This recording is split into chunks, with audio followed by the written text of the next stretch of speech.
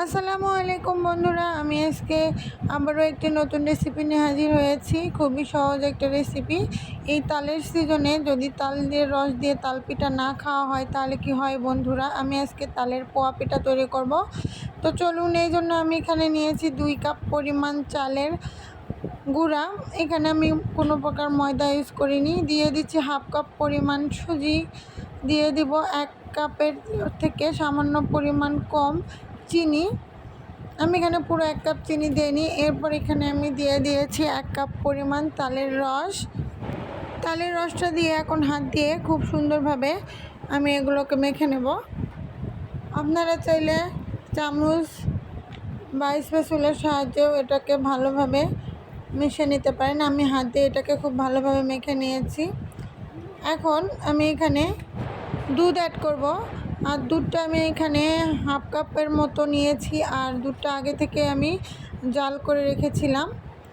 আর দুধটা একেবারে আমি একসঙ্গে সব দিয়ে দেব না, অল্প অল্প পরিমাণ দিব। আর একটা স্প্যাচুলার সাহায্যে সব কিছু একসঙ্গে ভালোভাবে মিশিয়ে নেব। তো বন্ধুরা, আমার এই ভিডিও যদি আপনাদের ভালো লাগে অবশ্যই চ্যানেলটি সাবস্ক্রাইব করার অনুরোধ রইল। আর যারা যারা সাবস্ক্রাইব করেছেন তাদেরকে অসংখ্য অসংখ্য ধন্যবাদ।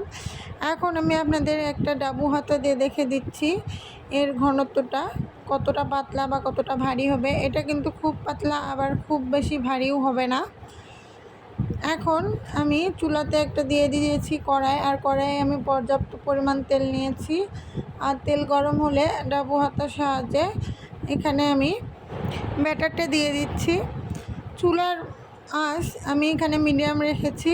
হাইট দেবেন না, হাইট দিলে কিন্তু পুড়ে যাবে, ভিতরে থেকে কাঁচাই থেকে যাবে। পিঠাটা যখন এখানে ফুলে যাবে তখন এটাকে আমি উল্টে দিব।